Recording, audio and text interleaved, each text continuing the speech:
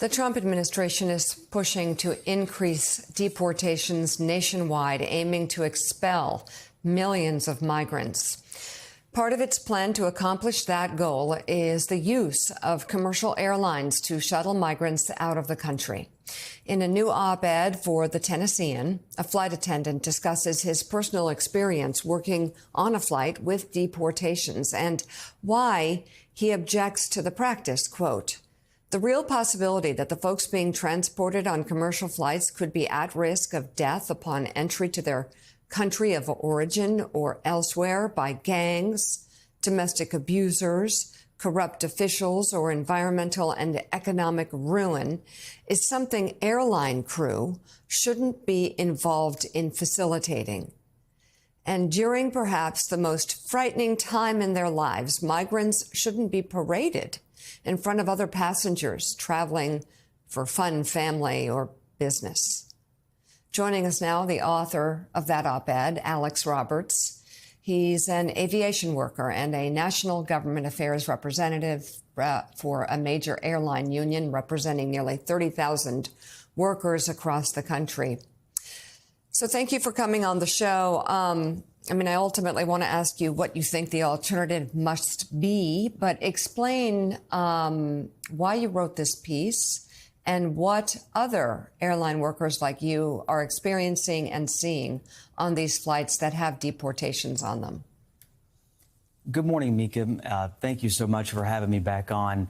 The central point of my piece is that commercial airlines should not be a tool for ICE. Commercial flights are for consumers and cargo, not for immigration and customs enforcement.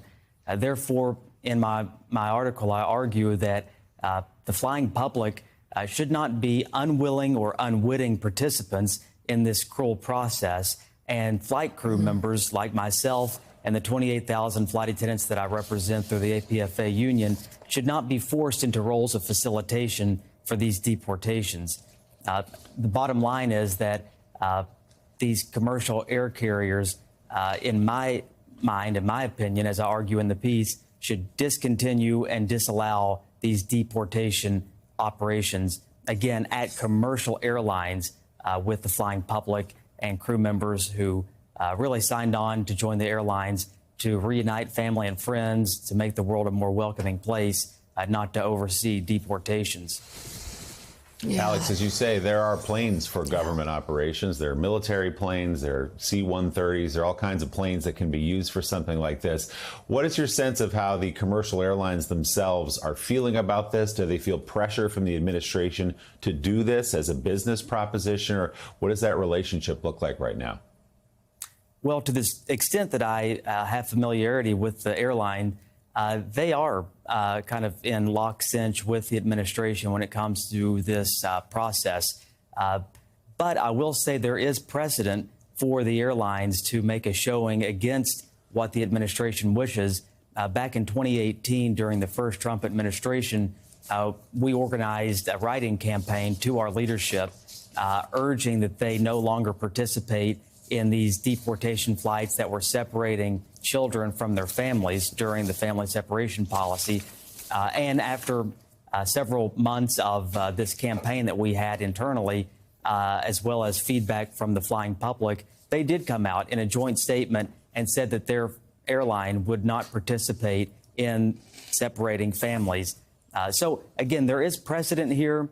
And my main argument is that these commercial airlines should not be in the business of deportations, that, like you said, Willie, there are specialized government planes that can be used, and then specialized contracts for certain carriers that can be negotiated. But they should not be on your next flight whenever you're going on your next vacation or your next business trip. Folks shouldn't have to worry about the little girl sitting behind them, whether or not she's being separated from their family, and what country she is en route to, and what circumstances that she will face when she arrives there. That's just not something that should be part of your travel process, is my argument. Alex Roberts, thank you very much for coming on the show this morning. His opinion piece for the Tennessean is available online now.